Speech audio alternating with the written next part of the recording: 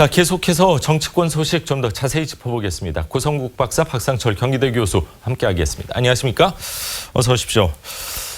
자, 야3당이요. 드루킹 특검법 발의와 국정조사 요구서 제출에 합의를 했습니다. 민주당은 여전히 정치 공세라면서 특검 거부 입장을 고수하고 있는데 박범계 대변인의 발언 직접 들어보시죠. 이번 사건을 대선 불법 여론조작 사건으로 규정할 만한 근거는 엉성하기 짝이 없습니다. 근거 없는 의혹 부풀리기로 국민의 상상력을 자극해 지방선거용 정치 공세를 펴겠다는 의도로밖에 볼 수 없습니다. 네, 야3당은 드루킹 특검 한 목소리를 내고 있는데 민주당은 야당을 향해서 오히려 대선 불복쇼를 하고 있다 이런 이야기를 하고 있습니다. 어제 이제 아침에 그 자유한국당, 바른미래당, 민주평화당 3당의 대표와 원내대표들이 국회 기분식당에서 만났지 않습니까? 아침 일찍 만났죠. 예, 만나서 그 자리에서 이제 특검법 그리고 이제 국정조사 요구서를 제출하기로 합의를 봤습니다. 이제 하지만 그 부분은 실질적으로 이제 그동안의 특검 자체가 여야 합의로 다 진행이 됐기 때문에 이번에도 법사위 통과 자체가 어려운 상황이기 때문에 현실화되기는 어려운 그런 상황인데 민주당은 이제 이런 부분에 대해서 이 특검 요구는 정치적인 공세다. 이렇게 이제 보면서 현재 경찰 수사가 진행이 되고 있으니까 경찰 수사를 좀 지켜보고 미진하면 그때 가서 특검을 좀 고려해 볼 수 있다. 이런 입장을 취하고 있고요. 동시에 이 야3당의 특검 요구는 대선 불복 정치쇼를 지금 하고 있는 것이다. 이렇게 지금 비판을 하고 있습니다. 그런데 지금 김경수 의원도 특검 받겠다 했고 청와대도 최근 긍정적인 기류를 보이고 있는 것으로 보이는데 민주당, 야당에서 대선 불복이다 이런 이야기를 꺼냈나 저는 지금 정확히 기억이 안 나는데 자, 이렇게 강하게 민주당에서 거부하는 배경 뭐라고 생각하십니까? 먼저 야당에서 대선 불복하겠다 이런 얘기를 했었나요? 네, 하시고. 먼저 이렇게 양보하십니까 두 분이?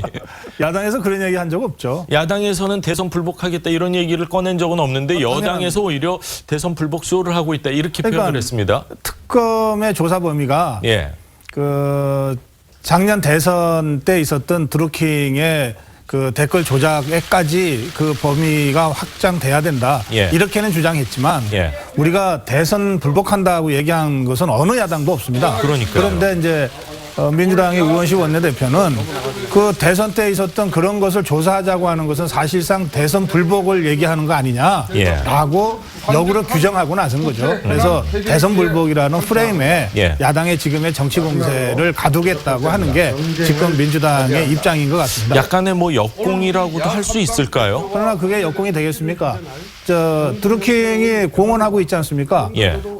지난번 대선 때 안철수는 MB 아바타 이런 식으로 해서 상승세에 있던 안철수를 꺾었다.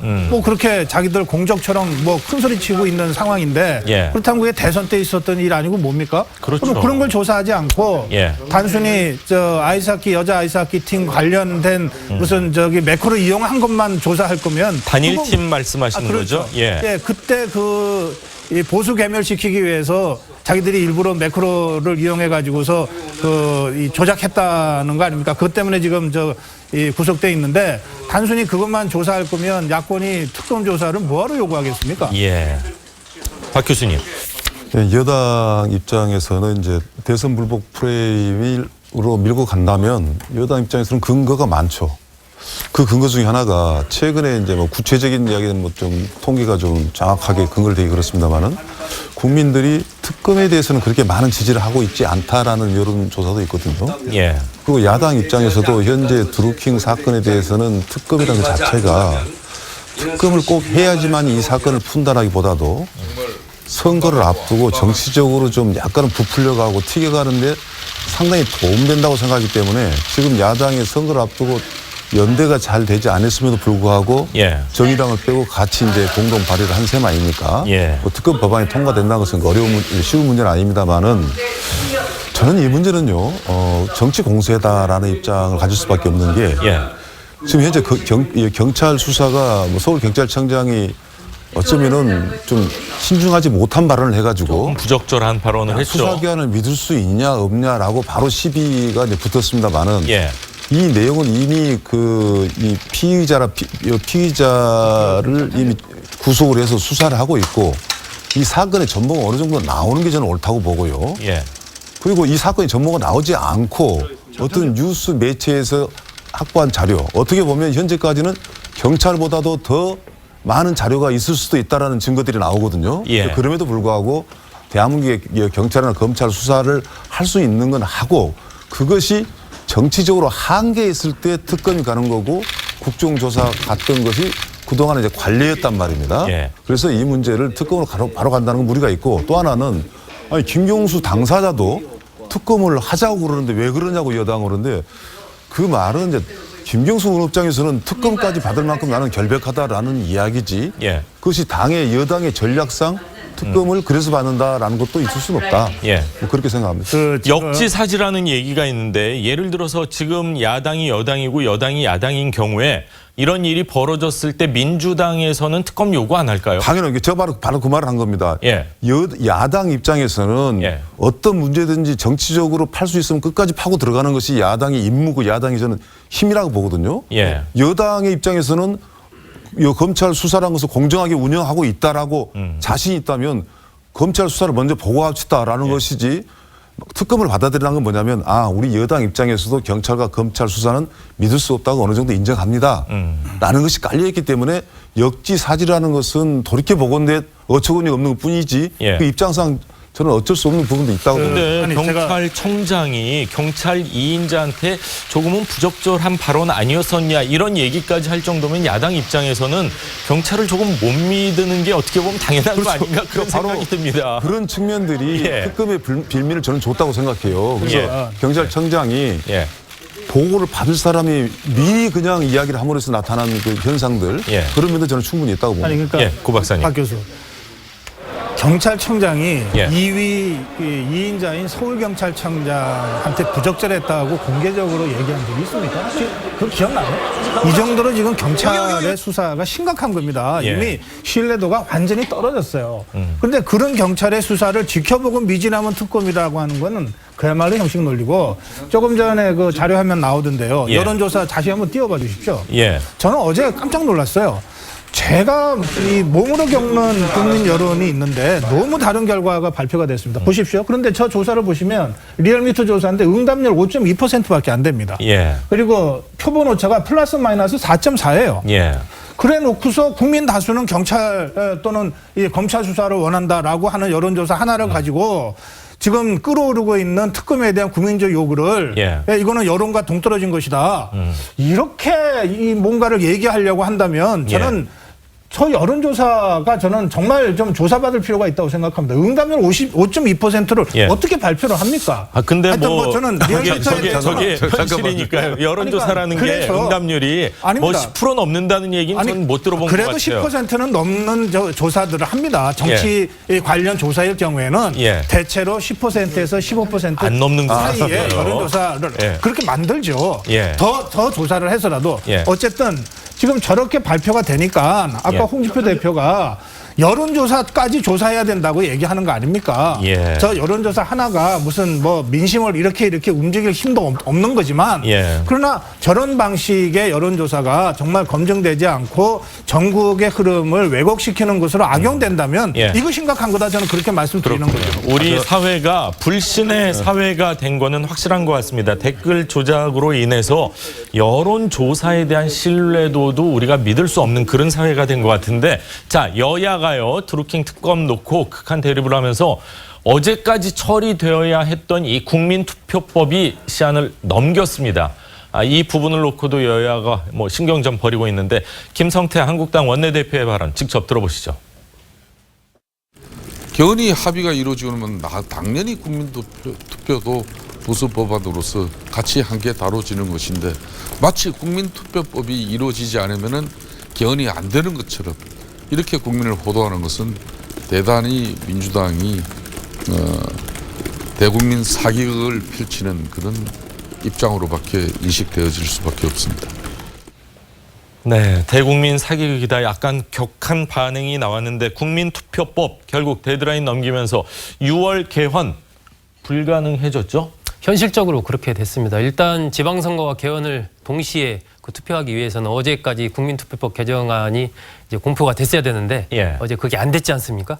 그러면서 이제 무산이 됐기 때문에 오늘 아마 민주당은 그 부분에 대해서 입장을 발표할 것으로 알려지고 있고 청와대도 국민들에게 이제 공약을 못 지켜서 미안하다 이런 얘기와 함께 동시에 어떤 국회에 대한 어떤 유감 표명 이런 것들을 내놓을 것으로 예상이 됩니다. 예, 대통령 개헌안 철회를 해야 됩니까? 어떻게 이런 상황 어떻게 막아야 됩니까? 저는 법적으로 이제 그 대통령 발의안이 국회에 가 있기 때문에 뭐 시한은 언제든지 뭐 남아 있다고 저는 보고요.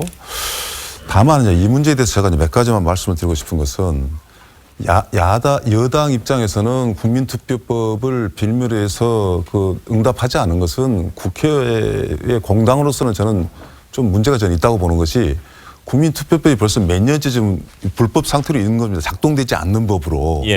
예를 들어서 이번 남북정상회담을 하고 나서 진짜 이건 여당 마음대로가 아니라 국민들한테 한번 직접 투표로 물어봐야 되겠다라는 일도 나올 수 있거든요. 법은 지금 굳이 고칠 필요 없다. 개헌 반대한다 말하지 않고 이것도 야당도 잘못됐고 여당도 저는 솔직하게 말해서 무능하다도 볼 수 있고 또 하나는 국민투표법을 야당에서 저렇게 이야기했을 때는 국민투표법은 본질이 아니잖아요.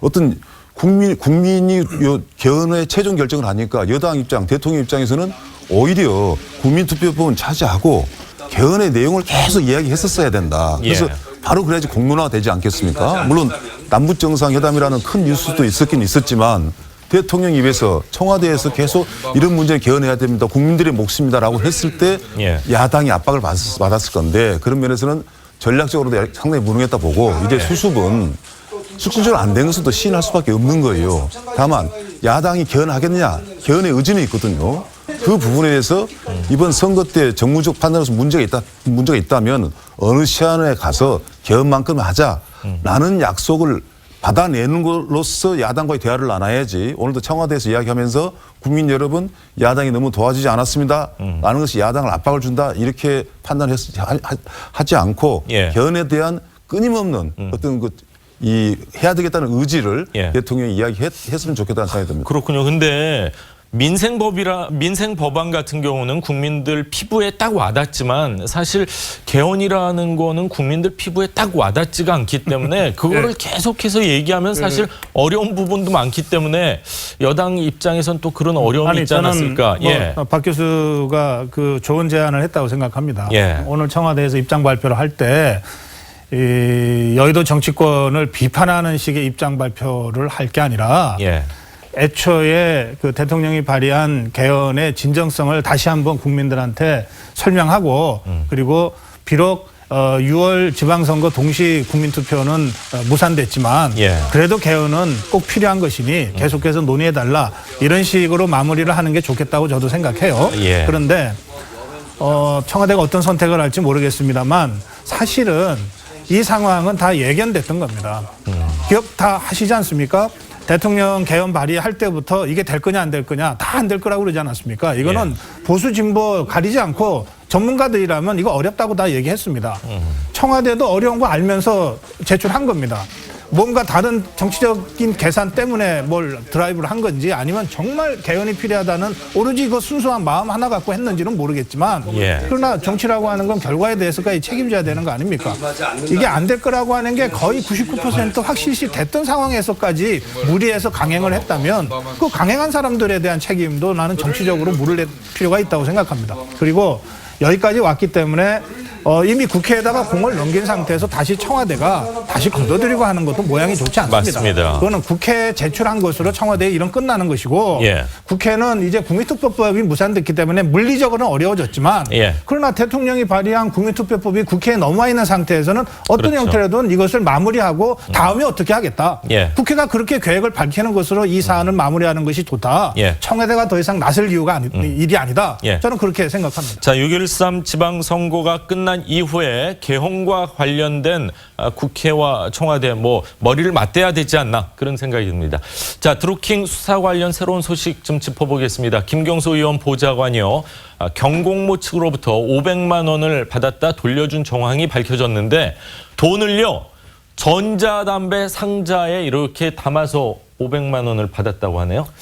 지난해 9월 1일입니다. 드루킹 김 씨의 최측근인 이른바 필명 성원이라는 인물이 이 김경수 의원의 보좌관에게 이 전자담배와 함께 현금 500만 원이 든 이 상자를 건넨 겁니다.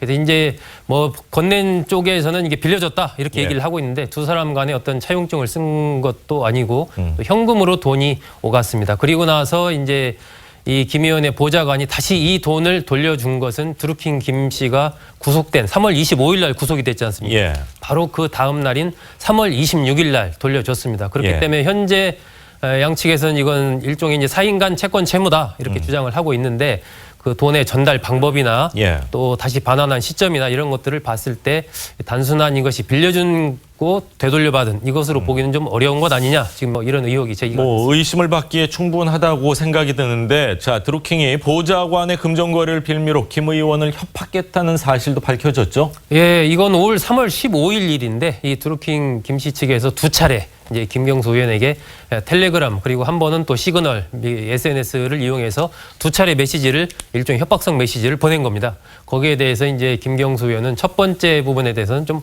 황당하다, 좀 확인해 보겠다 이런 이제 답장을 보냈고 두 번째 부분에서는 이제 보좌관 부분에 사표를 받았다 이렇게 답변을 한 것으로 지금 확인이 됐습니다. 김경수 의원이 뭐 입장을 어제 조금 발표를 했죠?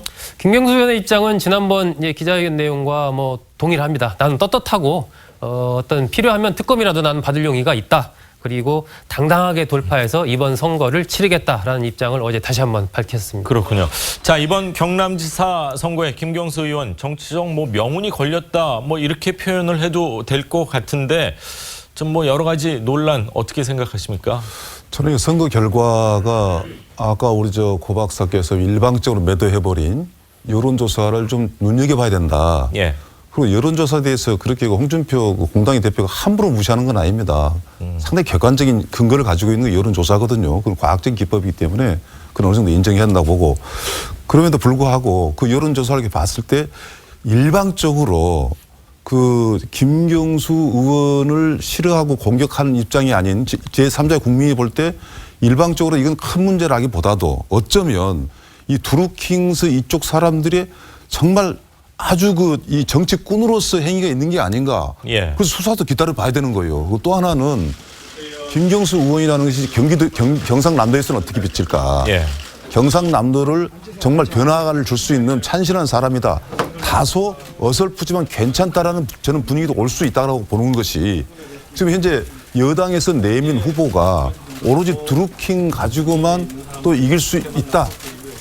라고 하면 좋겠지만 그렇지 않고 인물 대 인물 대결을 했을 때 지금 자유한국당의 뭐 이름은 이야기하지 않겠습니다만 누구나 아는 사람 그분이 과연 경남의 새로운 바람 이 시대에서 맞는 사람인가 했을 때는 그런 부분에서는 상당히 상대적 우위가 김경수 의원한테 있고 이 사건이 큰 부담이 되겠지만 현재까지는 김경수 의원을 도려내서 볼 수 있는 그래서 저는 처음에 이 사건이 있었으면 김경수 의원은 아주 일방적으로 승리를 할 것이다. 그래서 경남마저도 더불어민주당이 접수하는 게 아니냐라고 했지만 객관적으로 봤을 때는 상당히 눈여겨봐야 돼요. 그래서 요즘 이제 이번 지방선거에 가장 뜨거운 핫플레이스가 됐지 않습니까? 우리 박 교수가 저를 이 여론조사를 매도한 사람으로 만들어 버렸는데요. 제가 30년 정치 평론하면서 한 번도 여론조사를 존중하지 않은 적이 없습니다. 아까 리얼미터 조사는 그 자료 화면에 떴기 때문에 그리고 잠깐 떴던 그 상황에서 제가 두 가지를 확인했거든요. 응답률과 오차 범위. 통상적으로 오차 범위는 플러스 마이너스 3.21이 정상입니다. 근데 4.4가 나왔고 그다음에 정치인 지지율 조사의 경우에 대체로 10% 내외의 응답률이 나옵니다. 그것도 낮은 응답률이지만 그 정도는 우리가 통용해서 읽어주는데 이번 경우에는 5점 얼마가 나왔습니다. 5.4%인가 응답률이. 그래서 이거는 통상적인 여론조사와 좀 많이 좀 떨어지는 그런 그 수치들이라고 하는 점을 지적한 것입니다. 그리고 저런 조사 하나로 여론이 확 바뀌는 건 아니다. 그러니까 여당도 저 조사 하나만 믿고 특검 반대 여론이 높지 않느냐라고 이렇게 밀어붙일 일이 아니다. 제가 그 취지로 말씀드린 겁니다. 이거 제가 리얼미터에 대해서 무슨 모욕적인 언사를 하거나 그런 것은 아닙니다. 그 점은 제가 분명히 말씀드리겠고요. 김경수 의원과 관련해서는 저는 뭐 선거는 또 다른 선거의 그 메커니즘이 있기 때문에 드루킹 사건이 중앙에서 이렇게 연일 뜨거워도 경남지사 선거에 그렇게 큰 영향을 미치지 않을 수 있고 또 상대인 한국당의 김태호 후보도 드루킹 사건 때문에 드루킹 사건의 의혹을 받고 있는 후보기 때문에 그것에 편승해서 이기겠다 이런 생각 전혀 없다라고 예. 이미 얘기한 바가 있습니다. 경남의 발전을 위해서 누가 제대로 일할 사람인가를 갖고 평가받겠다 이랬습니다. 그래서 누가 이기든 그것은 좀 다른 차원의 문제고요. 그러나 저는 선거 결과와 관계없이 특검이 되건 또는 검경 수사가 되건 드루킹 사건은 김경수 의원에 대한 조사로 갈 수밖에 없을 겁니다. 예. 조사 또는 수사로. 네. 자 그렇게 되면 이것이 경남 선거에만 영향을 미칠 것인가? 전국적인 어떤 면에서는 영향을 중앙 정치에 미치죠. 훨씬 더 많은 영향을 미치지 않겠는가? 예. 그래서 저는 김경수 의원 출마 강행은 본인에게도 더불어민주당에게도 그렇게 좋은 현명한 선택이 아니다. 이 말씀을 제가 이번 주 초에 이미 드린 바가 있고요. 예. 그 입장은 지금도 변함이 없습니다. 예, 그렇군요. 자, 야3당이 뭐 이번 사건을 계기로요. 포털 사이트와 뭐 여론조사 제도 개선 이야기까지 나오고 있는데 자, 앞으로 이런 부분은 또 어떻게 진행되는지 계속 관심을 갖고 지켜보도록 하겠습니다. 자, 오늘 세 분 말씀은 여기까지 듣겠습니다. 감사합니다. 고맙습니다. 고맙습니다.